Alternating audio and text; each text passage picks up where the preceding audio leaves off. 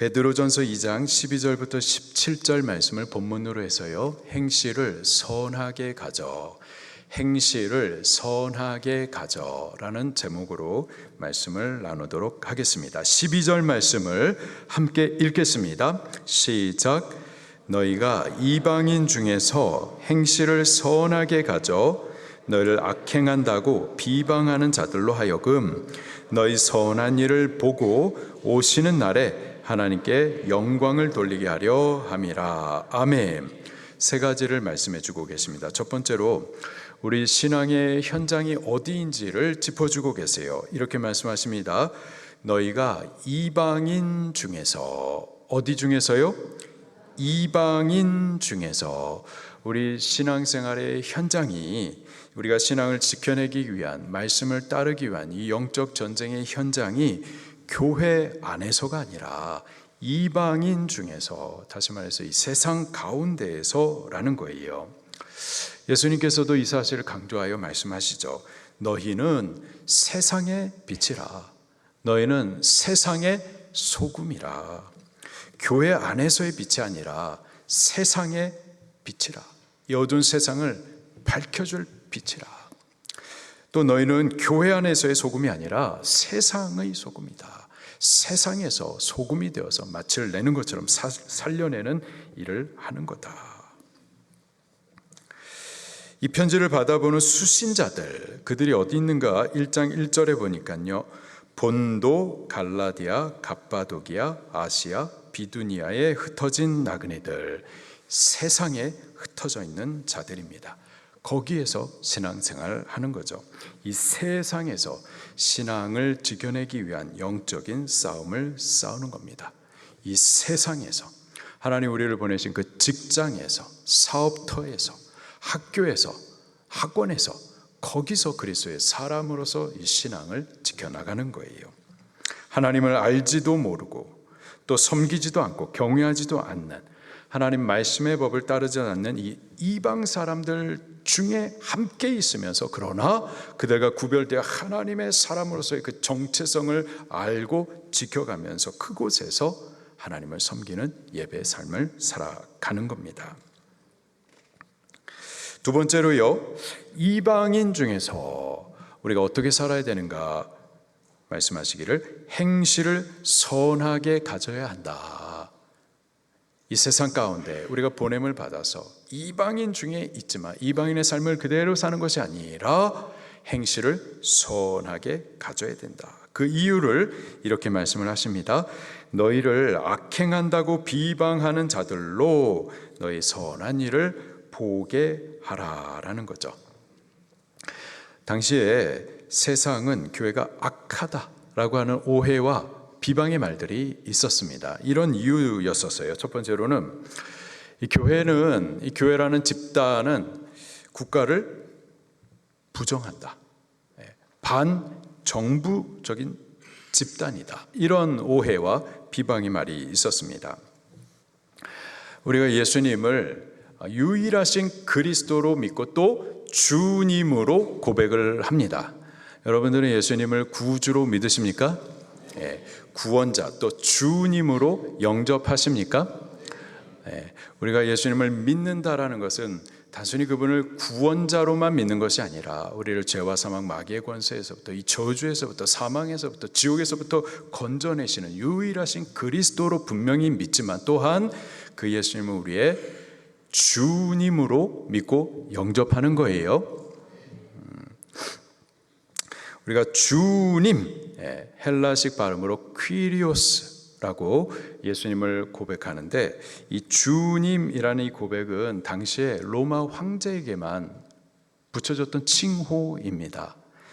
로마 황제 가이사 외에 다른 누구에게 퀴리오스, 주님이라고 고백하는 것은 가이사에 대한 반역을 의미하는 거예요.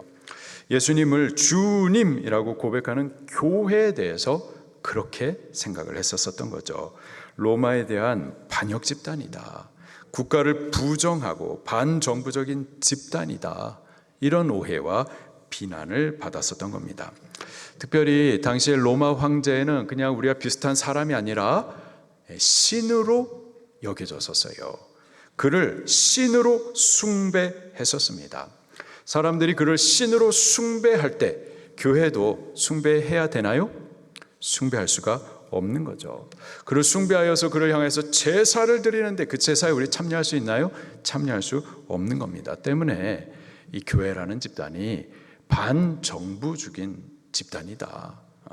이 나라를 부정하는 집단이다. 이렇게 오해를 받았었던 겁니다.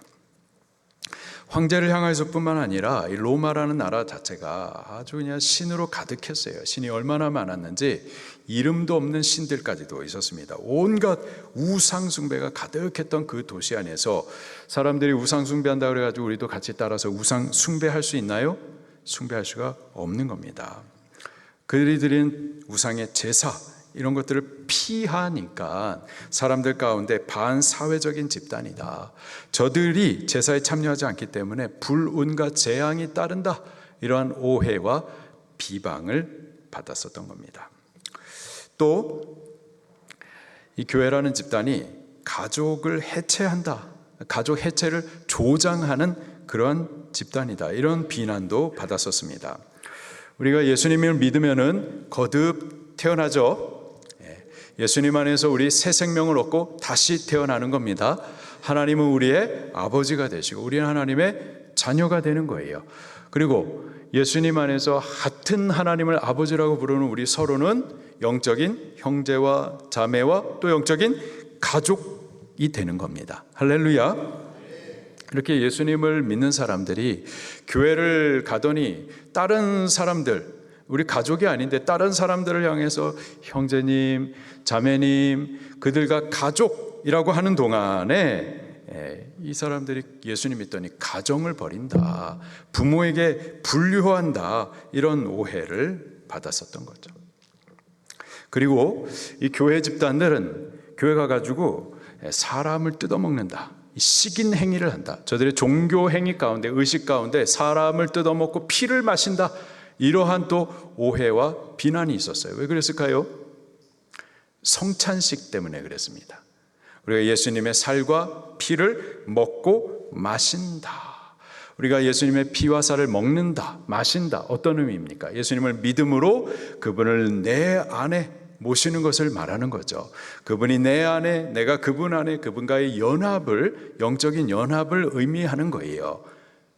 예수님의 진짜 살을 뜯어먹고 피를 마시고 그런 게 아니라 영적인 연합을 의미한다고요. 그런데 예수의 살과 피를 먹고 마신다, 이런 표현 때문에 저들은 제사의식 가운데에 그렇게 사람을 먹고 피를 마신다, 이러한 오해를 받았었던 겁니다. 이런 오해로 인해서 교회에 대한 좋지 못한 인식, 비방의 말들이 있었었던 거죠. 오늘날도 마찬가지입니다. 오늘 우리 교회들도 비슷한 오해와 비방의 말들을 듣습니다. 왜 교회가 정부의 말을 안 듣느냐? 정부가 주일에 예배를 위해서 모이지 말라는데 왜 굳이 모여가지고 예배하느냐? 일본 총독이 시키는 대로 황제를 숭배해야지 왜 안 하느냐? 신사 참배해야지 왜 안 하느냐? 왜 조상 제사 안 하느냐? 넌 조상도 없냐? 넌 부모 없이 태어났냐? 이러한 비방의 말들을 듣는 거죠. 어떻게 해야 될까요? 이런 오해와 비난과 비방의 말들을 들을 때 어떻게 해야 되나요? 성경은 우리에게 어떻게 하라고 가르치나요? 일일이 대응하거나 말로 싸우거나 그러지 말고 오늘 본문 말씀에 선한 행실을 보여주라라는 거예요. 선한 행실을 보여주어서 우리가 그렇게 살 뜯어먹고 피 마시고 가정을 해체하고 국가를 반역하는 그런 집단이 아니다라는 것을 선한 행실을 통해서 보게 해 주어야만 하는 겁니다. 마지막으로 우리가 이방인 중에서 이러한 선한 행실을 보여주면은 그러면 어떻게 되는 걸까요? 12절 마지막에 이렇게 말씀하십니다. 너희의 선한 일을 보고 오시는 날에, 곧 예수 그리스도 다시 오시는 그 날에 하나님께 영광을 돌리게 하려 함이라. 전에는 오해하고 비방하던 자들이었었어요. 그런데 우리의 선한 행실을 보게 되면은 오해가 풀리는 거죠. 오해가 풀리는 정도만이 아니라 그것을 훨씬 넘어서 저들이 하나님께 영광을 올려드리게 된다라는 거예요. 이게 무슨 뜻일까요? 우리의 선한 행실을 보면서 우리를 통해 예수님을 보게 되는 거고, 예수님을 믿게 되는 거고, 저들도 구원에 참여하게 되는 거고, 저들도 우리와 같이 하나님을 예배하면서 저들도 하나님 앞에 영광을 올려드리게 된다라는 의미입니다. 우리가 말로도 전도하지만은 우리의 선한 행실을 통하여서 효과적인 복음 전도가 된다라는 의미인 거예요. 우리가 신앙생활 이 교회 안에서만 하는 것이 아니고요. 우리를 하나님께서 세상으로 보내십니다. 이방인 가운데로 보내시는 거예요. 그 가운데에서 우리 선한 행실을 보여주어서, 그래서 저들도 우리가 믿는 예수님을 함께 믿고 구원 얻도록, 우리의 선한 행실을 통해서 저들도 우리와 함께 하나님을 영광스럽게 예배할 수 있도록, 그렇게 복음의 통로로 그렇게 우리의 행실을 보여야만 할 줄로 믿습니다. 자, 그렇다면은 선한 행실들, 구체적으로 어떤 것들이 있는지 같이 배우도록 합니다. 세 가지를 본문에서 가르쳐주고 있어요. 첫 번째로 인간의 모든 제도를 순종하는 겁니다. 13절 말씀입니다. 시작. 인간의 모든 제도를 주를 위하여 순종하되, 혹은 위에 있는 왕이나 14절, 혹은 그가 악행하는 자를 징벌하는 선행하는 자를 포상하기 위하여 보낸 총독에게 하라. 아멘. 인간의 모든 제도란 나라가 정한 법과 또 질서 등을 말하는 겁니다. 또 사회적인 약속, 우리가 속해 있는 공동체 또는 기관 안에 있는 어떤 전통들, 그리고 기본적인 소양들까지도 포함을 하는 겁니다. 그것들을 순종하라라는 거예요. 우리가 인간 제도를 지켜 순종할 때에 여기 13절 말씀에 다시 보면 강조하는 한 가지가 있는데, 인간의 모든 제도를 순종하되 주를 위하여 순종하되. 누구를 위하여? 주를 위하여 순종하되. 주를 위하는 목적으로 순종하는 거예요. 또 주를 위하는 그 범위 안에서 순종하는 겁니다. 무조건적으로 따르는 게 아니라 주를 위하는 그 범주 안에서, 그 한계 안에서 순종하는 거예요. 우리가 국가 권위를 순종하는 것은 그 권위를 세우신 이가 하나님이시기 때문에 그렇습니다. 그런 의미에서 우리가 국가 권위를 순종하는 것은 곧 하나님을 순종하는 것이 되는 거예요. 그러나 제한이 있다 이 말이에요. 주를 위하는 범주 안에서, 그 한계 안에서 순종하는 겁니다. 만약에 국가 권력이 하나님의 뜻을 명백히 거스른다면 우리 교회는 어떻게 될까요? 따를 수 없는 겁니다. 다니엘과 세 친구들처럼 하나님을 알지 못하는 우상으로 가득한 나라에 다니엘과 세 친구들이 그곳에서 이방인들 중에서 하나님의 사람으로서의 정체성을 지키고 있는 동안에 우상의 잼을 먹어라, 금 신상 만들어 놓고 절해라, 하나님께 예배하거나 기도하지 말아라, 명백히 하나님의 뜻을 거스른다면 어떻게 되느냐 말이에요. 다니엘과 세 친구들 어떻게 됐나요? 불구덩이에 던져지고 사자굴에 던져지더라도 그 따라서는 안 되는 겁니다. 주일에 예배 모임 갖지 말아라. 타 종교 구원 받아들여라. 진화론, 동성애, 낙태 허용해라. 그러면은 우리는 따를 수 없는 거예요. 김일성 동상 앞에 절해라. 교회에서 공산주의, 사회주의 가르쳐라. 중국의 교회들이 그 십자가 다 불태우고 건물 폐쇄시키고 선교사님 다 쫓아내고 목사님들 감옥에 보내고 근데 교회를 운영하는 조건이 있어요. 교회 안에서 공산주의, 사회주의 가르치라. 국가 권력이 이런 것들을 법으로 만들고 우리에게 따르도록 강요하면은 교회는 핍박을 당하더라도, 사람들이 일어나가지고 손가락질하고 비방의 말을 한다 하더라도 교회는 절대 따라갈 수가 없는 겁니다. 그러나 국가 권력이 하나님의 뜻을 거스르지 않는 동안에는, 그러는 동안에는 우리는 주를 위해 순종해야만 하는 거죠. 어떤 것들이 있을까요? 대한민국에는, 대한민국 국민들에게는 4대 의무가 있죠. 국방, 교육, 납세, 노동이 의무입니다. 우리 국방 의무예요. 북한이 도발하잖아요. 그럼 막아내야만 하는 겁니다. 중국이 공작하고 우리나라 선거,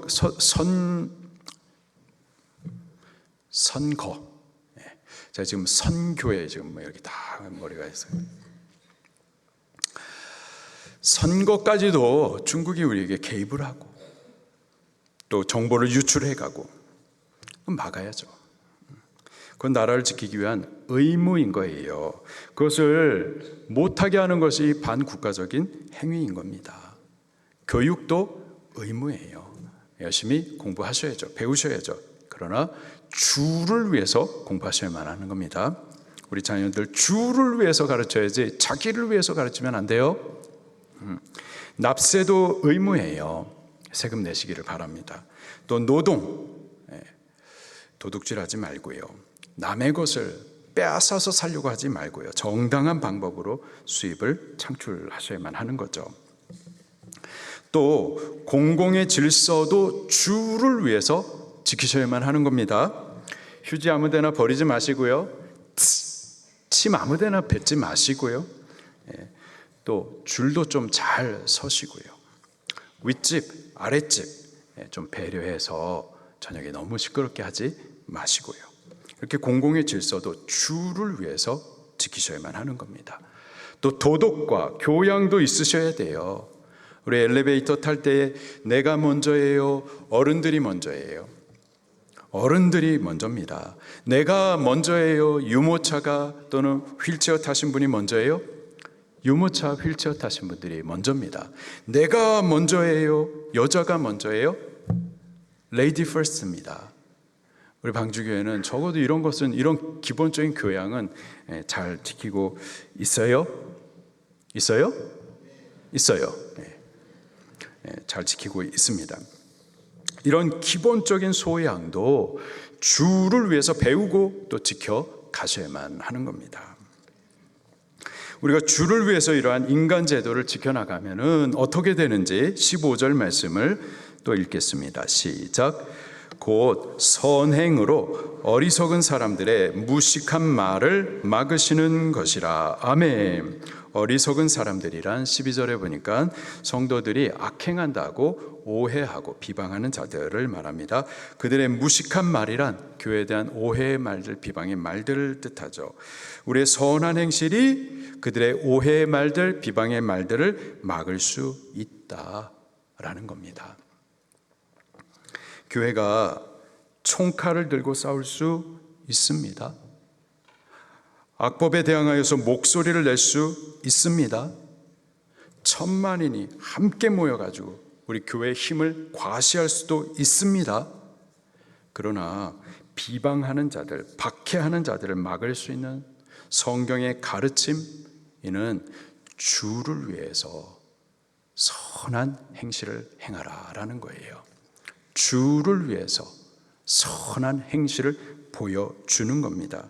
주를 위해서 인간의 모든 제도를 순종해 나갈 때 그것이 선한 행실이고, 그것을 사람들이 보게 되는 거고, 그것으로 인해서 모든 오해와 또 비방의 말들이 막히게 되는 거고, 더 적극적으로는 그들이 우리를 볼 때 우리와 함께 하시는 예수님을 보게 되고 믿게 되어지고 구원에 참여하게 되어지고, 그들도 우리와 함께 하나님 앞에 영광을 올려드리게 되는 겁니다. 두 번째로 우리가 이방인들 가운데에서 행하는 그 선한 행실, 그것은 하나님을 또 예배하는 겁니다. 16절 말씀을 같이 읽겠습니다. 시작. 너희는 자유가 있으나 그 자유로 악을 가리는 데 쓰지 말고 오직 하나님의 종과 같이 하라. 아멘. 전에 우리는 마귀의 종들이었었죠. 죄와 사망, 마귀에 묶여 있었습니다. 그런 우리를 하나님께서 자유케 해 주셨어요. 그리스도 예수님께서 십자가에서 죽으심으로 죄와 사망, 마귀의 권세를 깨뜨리시고 그 결박에서부터 우리를 자유케 해 주셨습니다. 예수님 안에서 우리는 자유를 얻었어요. 할렐루야. 그러나 이 성도의 자유는요, 방종이 돼서는 안 되는 거예요. 이 자유를 얻었다고 해가지고 죄 짓는 자유가 아니에요. 내 마음대로 사는 자유가 아니라고요. 자유를 얻었지만 그 안에 한계가 있어요. 목적이 있어요. 책임이 있습니다. 때문에 성경은 성도를 그냥 자유자 이렇게 묘사하지 않고 하나님의 종이라고 표현을 하고 있는 겁니다. 우리에게 있는 자유는요, 하나님의 종으로서 주를 위하여 섬기는 자발적인, 주를 위하여 선을 행하는, 주를 예배하라고 주신 자유인 거예요. 하나님의 종으로서, 구원받은 하나님의 백성으로서, 구원 주신 하나님께 자유함으로, 자원함으로 그를 예배하라고 주신 것이 자유라고요. 대한민국 공산주의 나라입니까? 어려워요? 대한민국 자유민주주의 국가입니다. 우리에게 주신 이 자유 누가 주셨나요? 하나님께서 주신 큰 선물인 줄로 믿습니다. 전에는 우리 자유 없었어요. 조선시대 왕미 때 모든 백성은 다 종들이었어요. 일제시대 국권을 빼앗긴, 억압에 의해 통제를 받는 종노릇 했던 시절이었습니다. 북한은 그 어느 때보다 더한 종노릇을 하고 있습니다. 악한 정권, 악한 체제 아래에서 억압과 고통을 당하고 있어요. 우리가 똑같은 언어를 쓰고 똑같은 민족, 몇 세대만 거쳐가면 다 같은 부모인데, 근데 38선 아래 우리는요, 자유민주주의 나라 안에서 얼마든지 자유를 누리고 있다 이 말이에요. 근데 우리에게 주신 이 자유, 이거 우리의 노력과 우리의 힘으로 얻은 겁니까? 아니잖아요. 일제시대 때 우리가 어떻게 자유를 얻었는데요? 우리의 힘으로, 독립군들의 수고와 노력 우리가 기억해야만 하지만, 그래서 그것으로 우리가 광복을 얻었고 자유를 얻은 겁니까? 아니잖아요. 원자폭탄이 떨어지고 나서 무조건적인 항복, 그 반사적인 이익으로 대한민국이 광복의 기쁨을 얻었고 자유를 얻게 된 거잖아요. 하나님이 주신 선물인 줄로 믿습니다. 6.25 전쟁 시작해가지고 우리의 힘으로 저 북한의 탱크를 막아낸 거 아니잖아요. 하나님께서 나라들을 일으키고 왕들을 일으켜가지고 많은 나라들 가운데 대한민국을 다 모여 지키게 하시고 부산까지 적화되는 그 과정 가운데 인천 상륙작전을 통해서 허리를 쳐서 서울을 수복하게 하시고, 그리고 반쪽이지만은 우리에게 자유민주주의 나라를 선물해 주신 줄로 믿습니다. 하나님의 큰 은혜로 받은 자유입니다. 근데 이 자유는 죄 져도 되는 자유가 아니고요, 우리를 위해서 살라고 주신 자유가 아니고요, 우리에게 이 자유 주신 하나님, 그분을 섬겨 예배하라고 주신 자유인 겁니다. 그분을 섬겨 예배하고 찬송하고 이 성전에 얼마든지 나와서 기도하고 이 복음을 전도해 줄 수 있는 자유를 우리에게 허락하여 주신 거예요. 38선 바로 위에 북한의 백성들, 자유가 억압된 백성들, 그들이 빼앗긴 자유 가운데에서는 하나님을 섬기지 못하고 기밀성을 태양신, 바알 신으로 그렇게 섬기도록 억압받고 있고, 예수님 믿지 못하게, 예배 못하게, 성경을 가까이 하지 못하도록, 기도하지 못하도록 억압을 받고 있습니다. 38선 바로 위에, 근데 38선 바로 아래 우리들은 얼마든지 이렇게 예배할 수가 있다 이 말이에요. 우리 자유를 지켜내야만 할 줄로 믿습니다. 어떻게 우리가 이 자유를 지켜낼 수가 있을까요? 자유 주신 하나님께서 우리에게 자유 주신 그 목적을 따라서 하나님을 예배하는 동안에는 하나님께서 예배하도록 우리에게 이 자유를 지켜주시는 줄로 믿습니다. 이 자유를 주신 이가 사람이 아니기 때문에, 하나님이시기 때문에 하나님께서 이 자유 주신 목적을 따라서 예배하는 동안에 자유가 지켜지는 줄로 믿습니다.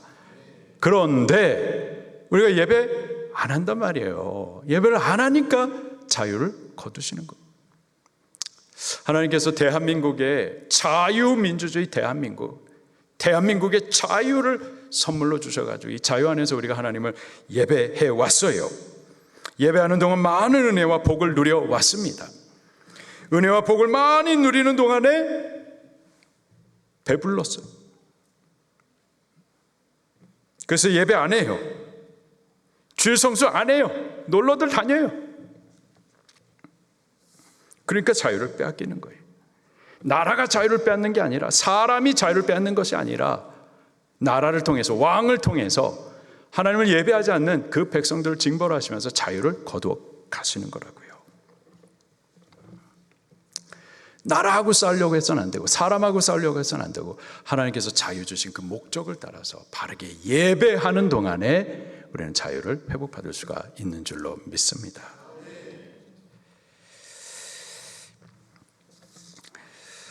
마지막으로 우리가 이방 사람들 중에서 선한 행실을 행하는 방법은 사람들을, 그 생명을 존중하는 거예요. 17절입니다. 시작. 뭇 사람을 공경하며 형제를 사랑하며 하나님을 두려워하며 왕을 존대하라. 아멘. 이것이 우리가 이방 가운데, 이방 사람들 중에 행하는 선한 일들인 거죠. 우리 사람을 공경하셔야만 하는 겁니다. 우리 어른들을 공경하십시다. 우리 부모님 공경하십시다. 낳아주신 부모님이 계시고 또 길러주신 부모님이 계십니다. 공경하십시다. 우리 시댁 부모님을 공경하십시다. 또 처가 부모님을 공경하십시다. 그리고 마음으로도 공경하지만 적극적으로 표현해 드리십시다. 아멘. 또 어른들도 공경하십시다. 우리 직장의 사장님 뒤에서 욕하지 말고, 커피에다 침 뱉지 말고 공경하십시다. 또 학교에서 선생님들 공경하십시다. 싸우려 해서는 안 되고, 선생님 찾아가가지고 애들 앞에서 선생님 욕하면 큰일 나는 거예요. 그 아이들이 선생님 욕하는 부모님 보면서, 아, 선생님들 욕해도 되는구나, 선생님들도 욕하는데 부모도 욕해도 되는구나, 그런 걸 똑같이 배우는 겁니다. 또 우리 교회의 어른들, 장로님들 존경하고 공경하십시다. 아멘. 네. 또 사회에서도 백발 앞에 일어서라, 성경이 우리에게 가르쳐주고 있어요. 그렇게 우리 존경을 표현해 드리십시다. 또 어른들뿐만 아니라 약자들의 생명에 대해서, 그 인격에 대해서도 우리가 또 존엄해 주셔야만 하는 거예요. 약한 여자들 배려해 드려야만 하는 겁니다. 또 장애인들에 대해서도 먼저 배려해 드려야만 하는 거예요. 또 약자들 중에서 가장 약한 자, 복중에 있는 태아, 인권 말하면서 복중에 있는 태아의 생명권에 대해서는 전혀 무시하는데, 복중에 있는 생명, 이거 뭐 물고기예요? 죽여도 되는 겁니까? 태문을 여시는 이가 누구세요? 여호와 하나님이십니다. 하나님께서 생명을 열어주신 거라고요. 그 함부로 죽이는 그 살인인 거예요. 우리 어른들은 공경하고 또 약자들의 생명에 대해서 또 존엄해 줘야만 할 줄로 믿습니다. 그것이 이방인들 가운데서 우리가 행할 선한 일들인 겁니다. 그리고 계속해서 보니까 형제를 사랑하며, 우리 육신의 형제들을 사랑하고 돌아보고 복음을 주고 구원을 얻도록 우리 기도해 줘야만 할 거예요. 그리고 우리 영적인 형제들, 교회 형제와 자매들 서로 사랑하십시다. 여보세요?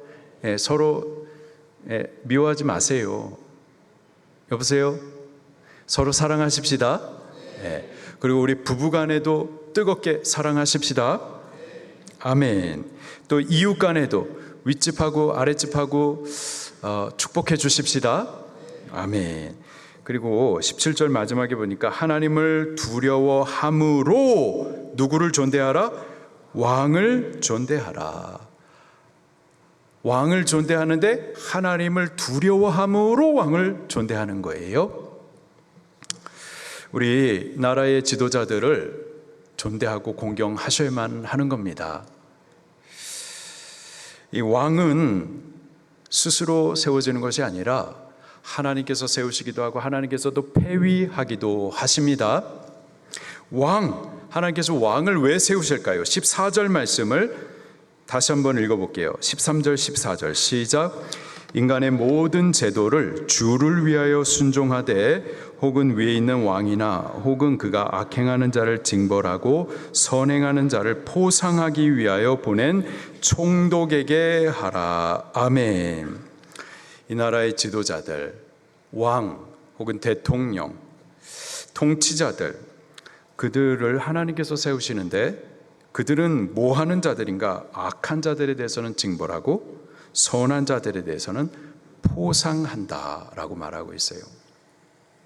하나님께서 이 나라의 지도자를 세우시는데요, 이 백성이 하나님을 경외하여 섬기고 주신 자유로 바르게 하나님을 예배하고 공경하는 동안에 그들을 복주시기 위해서는요, 하나님께서 지도자를 세우시되 복된 지도자를, 선한 지도자를 세워주시는 거예요. 반대로 이 백성이 하나님을 경외하지 아니하고 하나님의 말씀을 버리고 범죄하고 주신 자유를 갖다가 죄 짓는 데 쓰고 그런 동안에는요, 이 백성을 징벌하기 위해서 하나님께서 왕을 세우실 때 악한 지도자, 악한 왕을 세우시는 거라고요. 왕을 보면 그 백성을 볼 수가 있는 거예요. 우리나라의 조기 대선이 이제 얼마 남지 않았습니다. 이를 위해서 우리 교회가 기도해야만 할 거예요.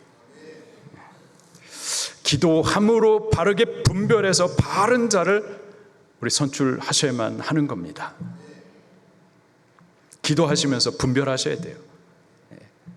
예수님이 믿는다고 하는데, 기도한다고 그러는데 분별하지 못해서 악에 간접적으로 참여하는 것, 그것도 죄예요. 바르지 못한 투표하는 것도 죄라고요. 바른 자를 분별하여서 세우셔야만 하는 겁니다. 적어도 하나님을 대적하는 자, 하나님의 보편적인 가치, 성경의 가치를 역행하지 않는 자, 그런 자를 선택하셔야만 하는 겁니다. 누군지 제가 가르쳐 드릴게요. 모르니까 몰라가지고 죄 짓는 것 같기도 한데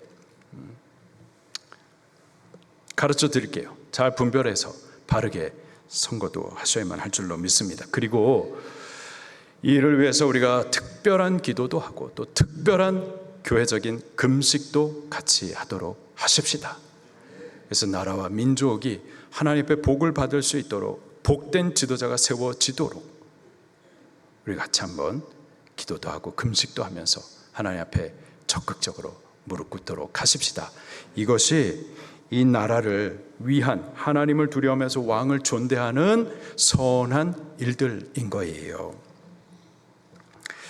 하나님께서 우리를 이 세상으로 보내십니다. 이방인들 가운데 보내세요. 바로 그것이 우리가 신앙생활하고 믿음을 지키고 또 말씀을 따라가야 할 영적인 전쟁터인 겁니다. 세상은 교회에 대해서 오해하고 비방하는 말들을 많이 해요.